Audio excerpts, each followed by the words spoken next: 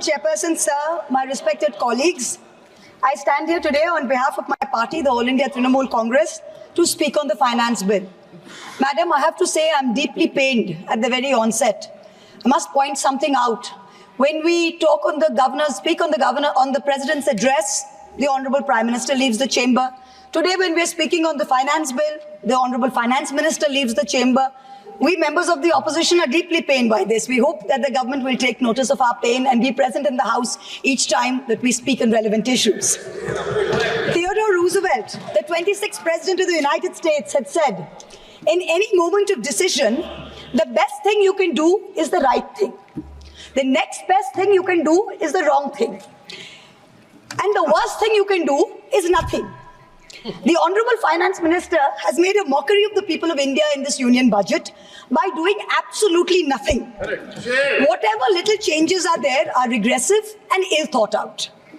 Means that the people did not want a business as usual approach. The people wanted a course correction. What have you done? You've not listened to the mandate. Vinash Kale Viprit Buddhi, you have done the exact opposite. You've kept the same cabinet, you've kept the same finance minister who's given the same shoddy budget. Who is this budget for? The middle class make up 31% of India. The poor make up between 60 and 65% of India.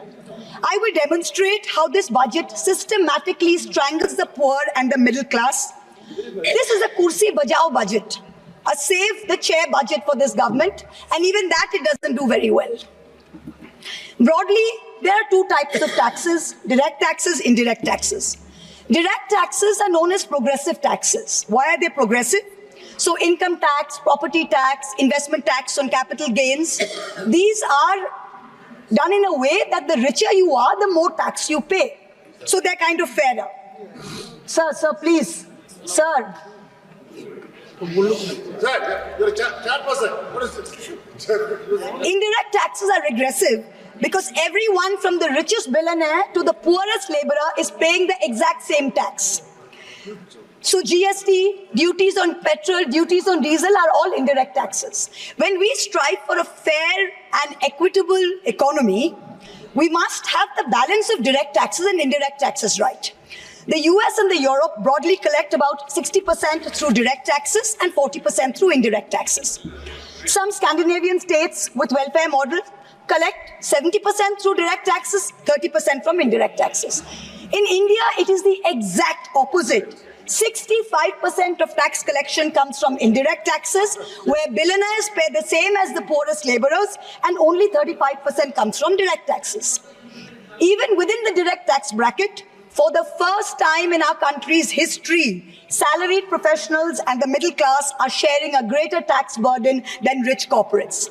The middle class is contributing 55% of direct income taxes under this government, up from 38% under the UPA. The richest corporates in India today contribute only 45% of direct taxes. Not only is the middle class being taxed, but now with this budget, the savings of the middle class have also been taxed with removal of indexation and with a rise in the short-term capital gains. Investors who've made more than 11% return, we've done the calculation, that's about the threshold rate. If you have made more than 11% returns, so if you've made higher returns, then this new tax regime with the removal of indexation has happened is good for you. Now, people like our parents, pensioners, salaried middle class, risk-averse people who invested in gold, in property, in debt mutual funds, the removal of indexation has harmed them disproportionately. So the middle class has lost out. Debt mutual fund holders will end up paying more than 40% more tax because indexation is being changed from 20% to 12% for investments made before April 1st, 2023. So this is effectively penalizing those who've made low profits. You've anyway made lower profits. People think real estate has made enormous profits. If you look at RBI's housing index for the past 10 years, the average rise in property prices has been between 4.5% and 5%. So if the middle class is invested in property that is below 11% return, so indexation is going to harm you. The current GST regime is irrational and iniquitous. There is 18% GST levied on life insurance and medical insurance products. The Honorable MOS Finance yesterday, on Monday, told this House that the government has collected 8,263 crores as GST on health insurance for the fiscal year 23-24 alone. This is blood money. Our Honorable Chief Minister Mamata Banerjee wrote a letter to the Finance Minister, to the Centre, pointing out that this is a completely anti-people tax. What is life insurance? What is health insurance? It is people guaranteeing and spending money and protecting against life's uncertainties, against accident, against injury, against ill health, against death. What are you doing? You are imposing GST, same rate that a billionaire pays, the poorest middle class person has to pay. So people are deterred from taking out new policies. People are deterred from continuing existing insurance. This should be removed at the earliest. Now let me now move on to what affects more than 70% of Indian citizens, social sector allocations. The general trend over the past decade, in every budget in the last 10 years, of which our Honorable Finance Minister has presented 7, has been in nominal terms, you have allocated more money to the social sector. But if you account for inflation and you look at real allocations, inflation adjusted, allocations have seen reductions of over 25% in the past 10 years. I'm going to look at real allocations, that is adjusted for inflation, for some major schemes in the past 10 years. Sarva Shiksha Abhijan, minus 18%.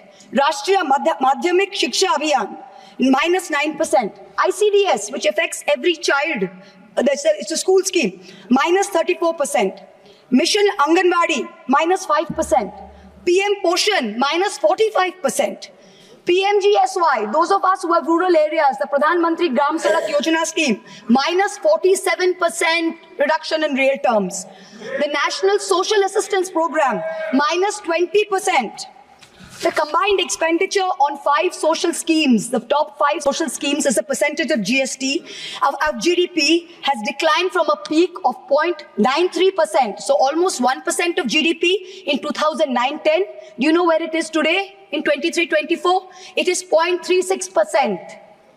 It is only a third of what it was in 9-10. The Manrega budget during COVID, when the centre was telling all the states, please give employment to the labourers, they are going back. The Manrega budget in 2021 was 0.6% of GDP. Do you know what it is today? 0.26%. No, shame. Specific budget figures for 24-25 are shameful. Specific figures, let's look at the specific figures. The allocation for Samarth, which is maternity entitlement and the creche scheme, has been reduced by 70 crores compared to budget estimates of last year. The budget for the National Social Assistance Program, for again those of us with rural areas, you know how important this is. This is what gives social security pensions to the elderly, to single women, to disabled. This is unchanged from last year at 9,652 crores. 9,600 crores, same as last year, no adjustment for inflation. The central contribution to social security pensions has been unchanged since 2014. It was 200 rupees in 2014. It is still 200 rupees per person today. The price of the cutlets in the parliamentary canteen in the last 10 years have been adjusted for inflation with the government's approval. The price of the cutlets in the parliamentary canteen have more than doubled.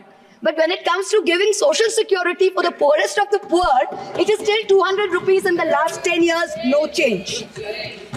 This budget's allocation, there is no room for higher salaries for Anganwadi workers.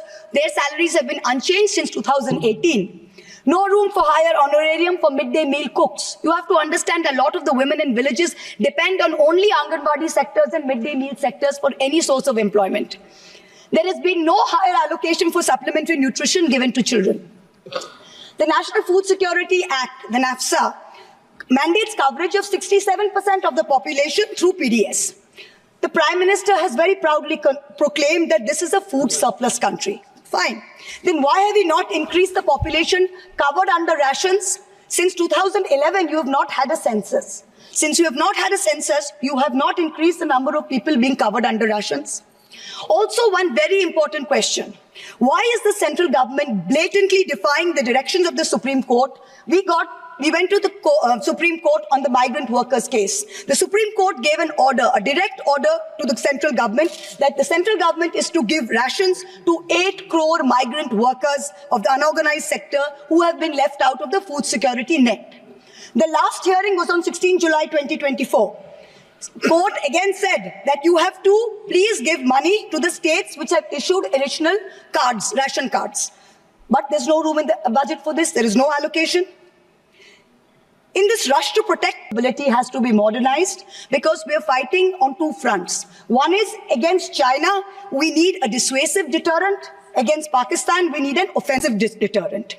The budgetary allocation for defense in this budget is 6.22 lakh crores. This is a marginal decrease of 2,000 crores compared to revised budget estimates. We have reduced it by 2,000 crores. This year's allocation, the budget defense allocation is 1.9% of GDP. This is the lowest since 1960, the lowest. Shame. Despite many economic constraints, past governments had always given close to 3% of GDP, which is the universal norm for defense. Over the last decade, ever since this government's been in power, it's been hovering around 2%.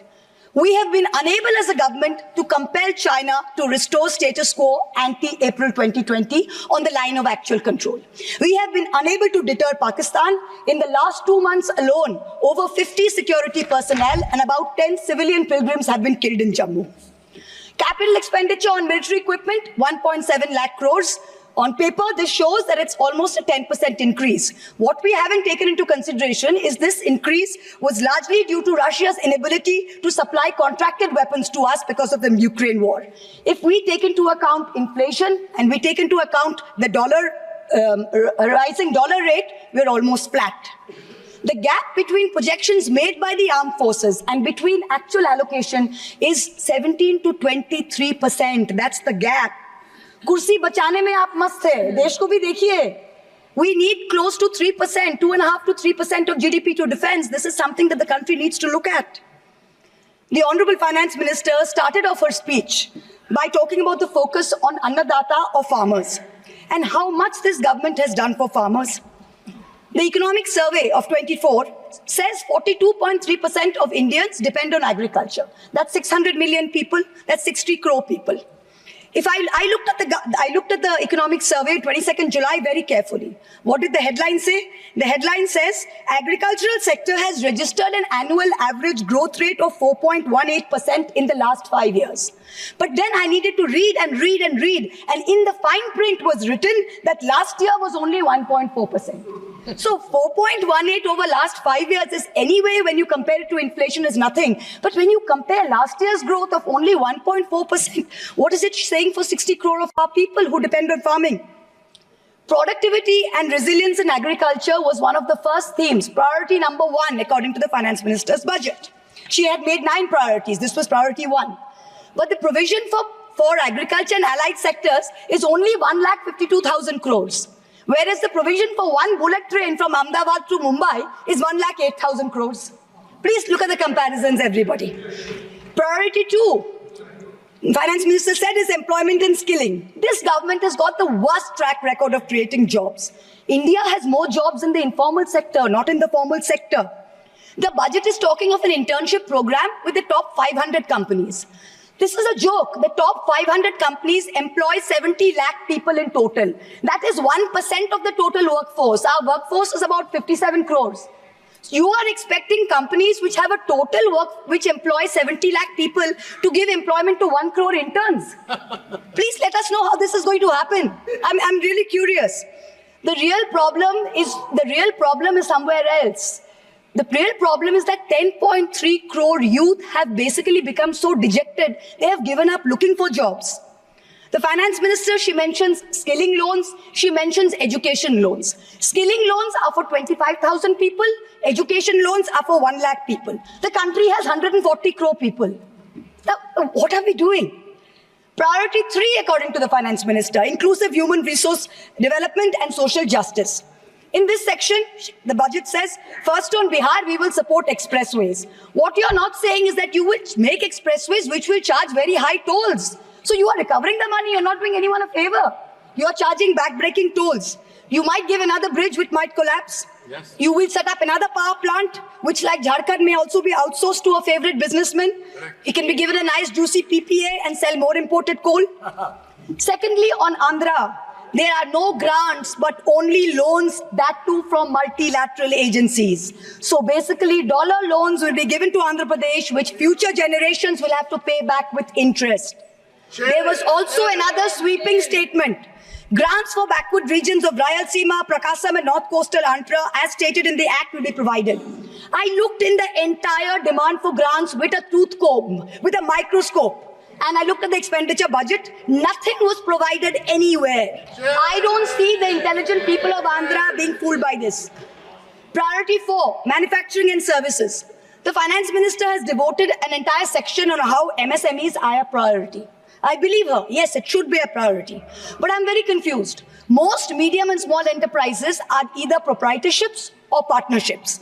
Madam, can you please explain why these proprietorships and partnerships are taxed at higher rates than companies? This makes no sense. Is the A-team the only businesses who are sending truckloads and tempo loads? MSMEs are not sending. Is that the problem? And also the government needs to get rid of the bizarre 29A of the Insolvency and Bankruptcy Code, because it is killing companies that are in trouble. It does not allow promoters to propose a resolution plan. As long as we have this code, promoters cannot propose a resolution plan. We need to get rid of this. Priority 5 in the finance minister's speech, urban development. The Prime Minister had said every citizen will get a house by 2022. We are now in 2024 and we are still making allocation for 3 crore more houses. Yes. Can you please tell us how many more houses we need and when it's going to be done? Let's get this over with. 2047. Priority 6, energy security. The less I speak about this, the better it is. Energy security is security for best friends. It's created by allowing best friends to import low-grade quality coal, mark it up as high-grade quality coal, and sell it to state development corporations at the cost of the country's environment, at the cost of the health of our citizens. Shame. Priority 7, the finance minister said, was infrastructure.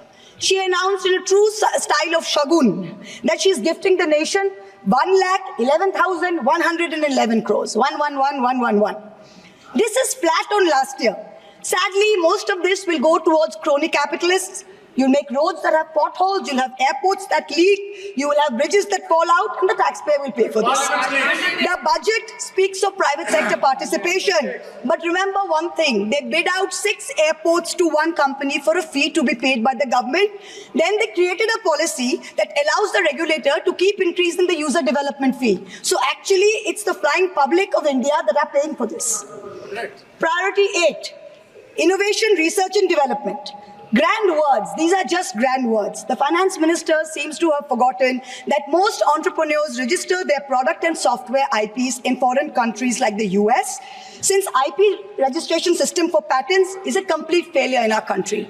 Unless you fix patent registration, this is not going to happen. The last priority she talks about is next generation reforms. This is also another Jamla. She says, I propose to earmark a significant part of a 50-year interest-free loan for competitive federalism. So this is double speak. We'll keep this money in our pocket. If Nitish ji and Chandrababu ji see through our Jumla and they make a big fuss, we'll have some additional funds to keep them happy and to keep the government going. Finally, I have to mention one interesting fact, and I hope that the Treasury benches will have the patience to hear me out. Please. I wholly agree with the finance minister on one thing.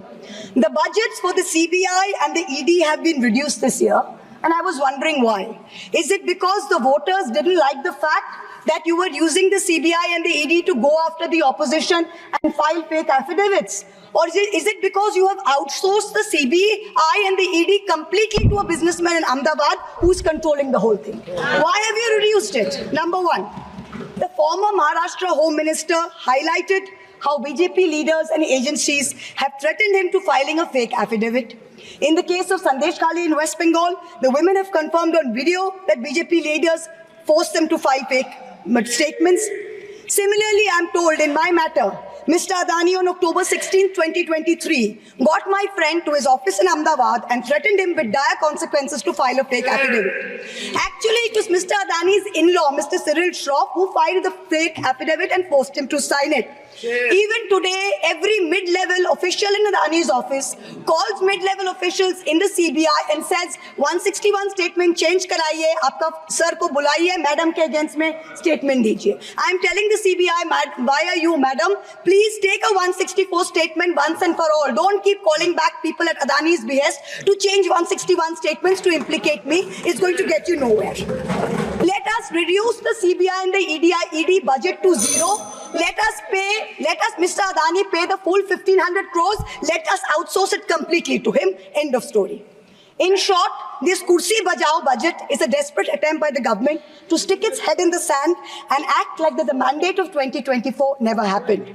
But the coming days are going to prove the instability of this government and the inefficacy of its economic policy. We wait for that day. Thank you very much, madam. Thank you.